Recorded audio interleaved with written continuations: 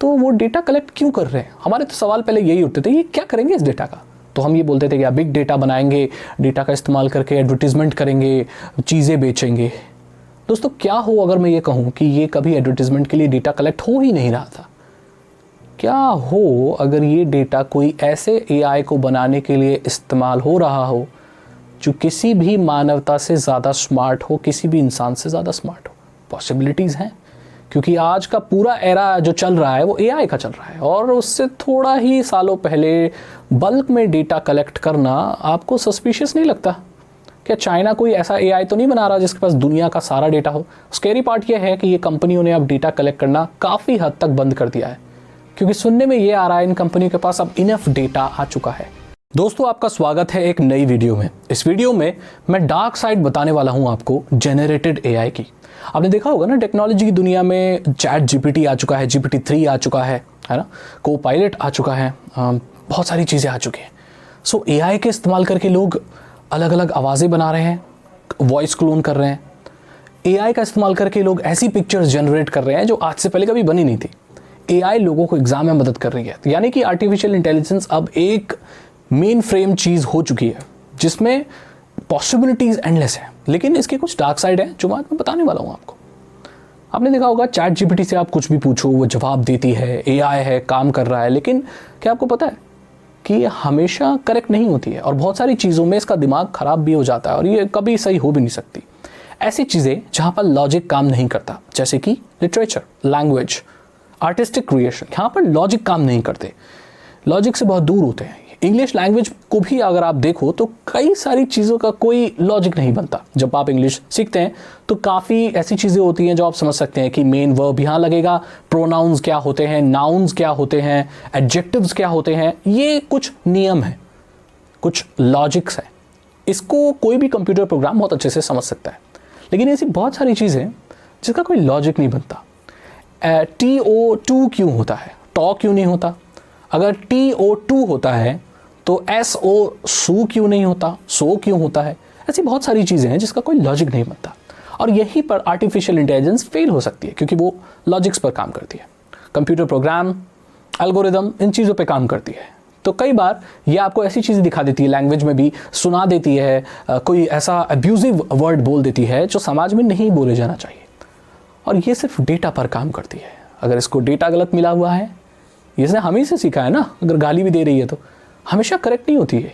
तो ये इसकी बहुत बड़ी डिसएडवांटेज है। सब लोगों को लगता है एआई ने कुछ बोला तो सही होगा। एआई अभी भी एक छोटे बच्चे के हिसाब से उसका दिमाग कुछ इसी तरीके से चल रहा है जितनी इसकी फुल पोटेंशियल है। तो फुली आर्टिफिशियल इंटेलिजेंस पर रिलाय करना मतलब अपने ही पैरों पर कुल्हाड़ी मारना। अगली चीज़ जो ये एआई कर रही है, जो कि इंसानों के लिए बहुत डेंजरस है, इंसानों को आलसी बना रही है। आपने देखा होगा कि अभी चैट जीपीटी का इस्तेमाल करके लोग बहुत सारी चीज़ें कर रहे हैं।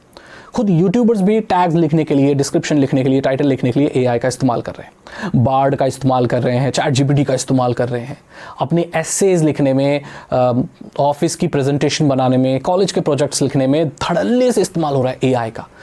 लेकिन ये बहुत बुरी चीज़ है, क्योंकि लोगों को किसी चीज़ की अगर आदत लग जाती है तो फिर वो चीज़ उसी से करवाते, खुद से नहीं करते। जैसे इंसानी दिमाग ये है कि पहले वो चेक करेगा कि ये एआई जो है क्या ये सही से लिख भी सकती है या नहीं। तो पहले दूसरी चीज़ में रिजल्ट में उसको दिखेगा कि हाँ भाई ये तो लिख पा रही है, तो कंप्लीटली उस पर रिलाय होना शुरू हो जाएगा, वो चीज़ मैनुअली करना छोड़ देगा। आपको पता है, हम कोई भी चीज़ जब बार बार करते हैं तो हम जितनी बार भी उसको करते हैं तो हर बार हम उसमें बहुत परफेक्ट होते चले जाते हैं, कुछ % की बढ़ोतरी होती है। इसी से किसी भी इंसान का किसी भी चीज़ का एक्सपीरियंस बढ़ता है। लेकिन अगर आप कोई चीज़ कर पा रहे हैं और उसे आप नहीं कर रहे हैं बहुत दिनों से, बहुत वक्त तक, सालों से, तो आपकी जो वो चीज़ परफॉर्म करने की एबिलिटी है वो होगी, लेकिन एक एक्सपीरियंस नहीं होगा आपके पास। आपके अंदर लेजीनेस डेवलप हो जाएगी अगर आप एआई पर रिलाय करोगे। एआई कोई एक बार अगर कोई चीज़ कर दे रहा है तो ज़रूरी नहीं है कि हर बार वो इसको सही ही करेगा। तब तक पता नहीं चलेगा जब तक आप उसको मैनुअली इंस्पेक्ट नहीं करोगे, जब तक आप किस मुकाम तक नहीं पहुंच जाओगे कि कंपनी नहीं डूब जाएगी, जब तक आप फेल नहीं हो जाओगे तब तक आपको पता नहीं चलेगा। आपको तो यही लगेगा कि एआई कर रहा है तो सही कर रहा है। और आप जो जैसे कोई राइटिंग है, ऐसे राइटिंग है भाई, स्टूडेंट को आना चाहिए, वो एआई पे डिपेंडेंट है, तो जब वक्त आएगा मैनुअली लिखने का तो लिख नहीं पाएगा वो, उसमें वो अच्छी सी ब्यूटी नहीं आएगी उसकी राइटिंग में, क्योंकि वो तो एआई के भरोसे था। तो डिपेंडेंट होना किसी भी टेक्नोलॉजी पे बहुत ख़राब चीज़ है। ये आप खुद ही के पैर पर कुल्हाड़ी मार रहे हो। आर्टिफिशियल इंटेलिजेंस कॉपीराइट नाइटमेयर है। आपको पता है कि एआई जनरेटेड कोई भी चीज़ है उसे कॉपीराइट प्रोटेक्टेड नहीं बनाया जा सकता, वो किसी की ओनरशिप है ही नहीं उस पर। अब देखो, कोई इंसान, अगर मैंने कोई गाना बनाया, मैंने कोई फ़ोटो खींची, तो मेरी क्रिएशन है, उसे मैंने बनाया। कोई मैंने पेंटिंग बनाई तो उसका कॉपीराइट मेरे पास है क्योंकि मैंने उसे बनाया।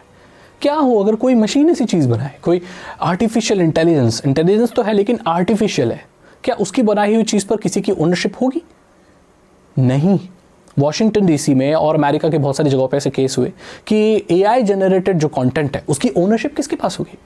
तो जज ने ये कहा कि उसकी ओनरशिप किसी के पास नहीं, क्योंकि वो कॉपीराइट जो लॉ है वो इंसानों के लिए है, वो एआई रोबोट्स मशीन के लिए थोड़ी है। इसका मतलब है कि एआई जनरेटेड कोई भी चीज़ हो उसे कोई भी इस्तेमाल कर सकता है। ये बहुत स्कैरी चीज़ है। तो ये भी एक बहुत डार्क साइड है कि अगर कोई एआई से कोई चीज़ जनरेट हो रही है, आप उसे इस्तेमाल कर रहे हो, तो उसे और कोई भी इस्तेमाल कर सकता है। एक्सक्लूसिविटी नहीं है उसमें, यानी कि वो एक जनरल चीज़ है, जेनरिक चीज़ है। तो अगर आप उसको अपनी प्रेजेंटेशन में, अपने जॉब के रिज्यूमे में या कहीं पे भी इस्तेमाल कर रहे हो, तो ऐसा हो सकता है कि उस चीज़ को और कोई भी इस्तेमाल कर रहा हो, और कोर्ट ऑफ लॉ पे आप उसे फिर केस नहीं कर सकते, उसे अपोज नहीं कर सकते, क्योंकि वो तो मशीन जनरेटेड है, वो तो आपकी चीज़ है ही नहीं। मानवता के लिए एक अच्छी चीज़ है एआई, लेकिन ये किसी की जागीर नहीं बनती, ठीक है। ये भी एक खतरनाक चीज़ है। अब बहुत सारे ये सवाल उठ रहे हैं कि जो एआई है वो लोगों की जॉब को रिप्लेस कर देगी। इस चीज़ पे मैंने ये भी कहा था कि वो कुछ जॉबों को ख़त्म करेगी, लेकिन नई जॉब भी जनरेट करेगी। तो ये समाज के कुछ ऐसे वर्ग के लोग हैं जिनकी जॉब ख़त्म हो जाएगी, लेकिन कुछ समाज के कुछ वर्ग हैं जिनकी जॉब बढ़ जाएगी। लेट्स से कि ऐसी जॉब्स जहाँ पर ज़्यादा क्वालिफिकेशन की ज़रूरत नहीं है, जहाँ पर स्किल्स चाहिए या मैनुअल लेबर है, अगर एआई और मशीन उस चीज़ को रिप्लेस करती है तो उन लोगों की जॉब चली गई। किन लोगों की जॉब बढ़ी? उन लोगों की जो एआई पर काम कर सकते हैं, जिन्हें वो मशीनें बनानी आती हैं, जिन्हें आर्टिफिशियल इंटेलिजेंस में कोड करना आता है। यानी कि पढ़े हुए लोगों की जॉब, पढ़े लिखे लोगों की जॉब बढ़ेंगी, और जो कम पढ़े लिखे लोगों की मैनुअल लेबर वाली जॉब है वो छिन जाएंगे, जिससे समाज में एक ऐसा असंतुलन पैदा होगा जो बहुत खतरनाक है। जॉब रिप्लेस हो जाएंगी, जॉब के स्कोप बदल जाएंगे, जॉब के मायने बदल जाएंगे। अब ये तो मैनुअल लेबर की बात है। क्या आपको पता है कि ऐसी बात चल रही है कि गूगल 30,000 लोगों को जॉब से निकालने वाला है? उन लोगों को जो एडवर्टीजमेंट और इन सब चीज़ों में काम करते हैं, मार्केटिंग में, क्योंकि ये चीज़ आर्टिफिशियल इंटेलिजेंस बहुत अच्छे से कर सकती है। 5-5 लोगों का काम एक एआई कर ले रहा है, तो फिर कंपनियां इंसानों को जॉब पे क्यों रखेंगी, उनको पैसे क्यों देंगी? गूगल तो वैसे भी प्रॉफिट मैक्सिमाइजेशन ही चाहता है। कोई भी कंपनी चाहती है कि वो कम से कम लोगों को हायर करे, ज़्यादा से ज़्यादा मुनाफा कमाए। किसी भी कंपनी में जितने ज़्यादा लोग काम करते हैं, प्रॉफिट उतना ज़्यादा ही डिस्ट्रीब्यूट होता है, क्योंकि उन लोगों की सैलरी कैसे दी जाती है? उन लोगों की सैलरी प्रॉफिट से दी जाती है। जितने कम लोग होंगे उतना कम प्रॉफिट डिस्ट्रीब्यूट करना पड़ेगा, और ओनर के पास, बोर्ड ऑफ डायरेक्टर के पास उतना ज़्यादा प्रॉफिट आएगा। तो इसीलिए कंपनियां एआई का जब ज़्यादा इस्तेमाल करेंगी, इंसानों का कम, उन्हें कोई फ़र्क नहीं पड़ता कि लोगों की जॉब जा रही है नहीं जा रही है। आपने देखा होगा ऐसे गूगल के, माइक्रोसॉफ्ट के ऐसे बहुत सारे लोग हैं जिनको आज वो जॉब पे गए, कल उनको रात में लेटर आ गया, कल से मत आना। बहुत सारे लोग तो ट्विटर के ऑफिस में जा रहे थे, रास्ते में ही उनको कार में मैसेज आ गया, ऑफिस आने की ज़रूरत नहीं है, वापस जाओ, तुम्हारी जॉब चली गई। इस तरह से चीज़ हो रही है। तो एआई की एक डार्क साइड ये भी है, मानो ना मानो जॉब में उथल पुथल तो होगी, बहुत सारे लोगों का काम छिनेगा दोस्तों। आज नहीं तो कल भारत में भी ये वेव आने वाली है, तो तैयार रहना इस चीज़ के। आर्टिफिशियल इंटेलिजेंस को हम जितना स्मार्ट समझते हैं ना, वो एक्चुअली इतना स्मार्ट है नहीं है, लेकिन जो हमारे सामने रखा गया है ना एआई का रूप, वो इतना स्मार्ट और ख़तरनाक नहीं है। Chat GPT, GPT-3, Copilot, board, ये सब डेटा के ऊपर काम करते हैं।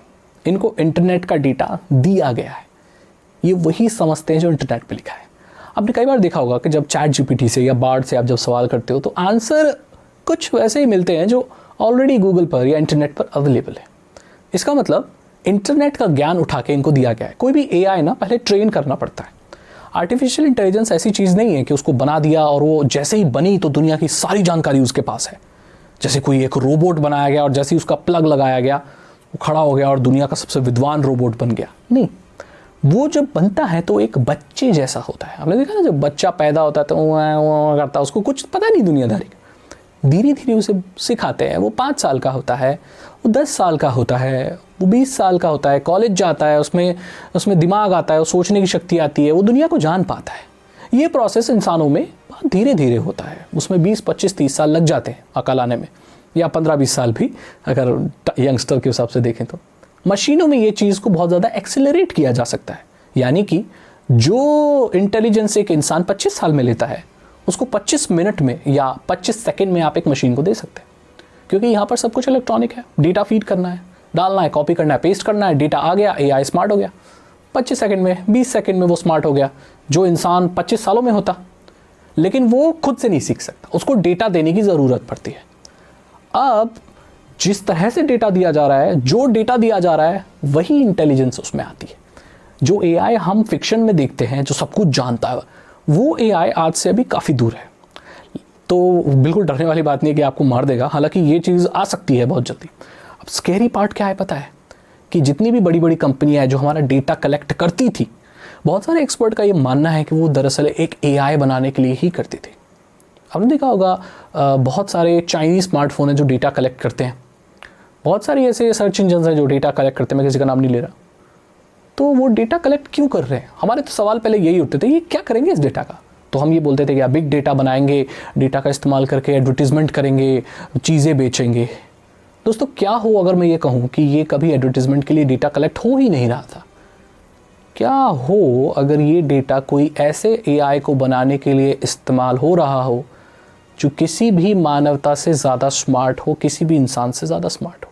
पॉसिबिलिटीज़ हैं, क्योंकि आज का पूरा एरा जो चल रहा है वो एआई का चल रहा है। और उससे थोड़ा ही सालों पहले बल्क में डेटा कलेक्ट करना आपको सस्पिशियस नहीं लगता? क्या चाइना कोई ऐसा एआई तो नहीं बना रहा जिसके पास दुनिया का सारा डेटा हो? स्कैरी पार्ट ये है कि ये कंपनियों ने अब डेटा कलेक्ट करना काफ़ी हद तक बंद कर दिया है, क्योंकि सुनने में ये आ रहा है इन कंपनियों के पास अब इनफ डेटा आ चुका है, इतना डेटा आ चुका है कि एक ऐसी एआई को बना सकते हैं जो किसी भी इंसान से, किसी भी मानवता से ज़्यादा स्मार्ट हो। ये बहुत ही स्कैरी पार्ट है दोस्तों। ज़रा विचार करना है इस पर कि ये डेटा जा कहाँ रहा था, क्या बन रहा है। किसी भी साल में, किसी भी महीने में आपको ये अनाउंसमेंट देखने को मिल सकती है कि ऐसा एआई बना दिया गया है जो इंसानों से ज़्यादा स्मार्ट है। वो दिन दूर नहीं है और ये बहुत ही ख़तरनाक बात है। इसके बारे में आपको क्या लगता है कमेंट सेक्शन में ज़रूर बताना। अगर आपको ये वीडियो अच्छी लगी इसे लाइक करें, दोस्तों के साथ शेयर करें। साइबर सिक्योरिटी और इथिकल हैकिंग में इंटरेस्ट है तो डिस्क्रिप्शन चेक करें। 299 रुपीज़ के 3 इथिकल हैकिंग कोर्सेज हैं, आसान भाषा में आपको इथिकल हैकिंग सिखा देंगे। मैं मिलता हूँ आपसे अगली वीडियो में। Thank you so much and good bye.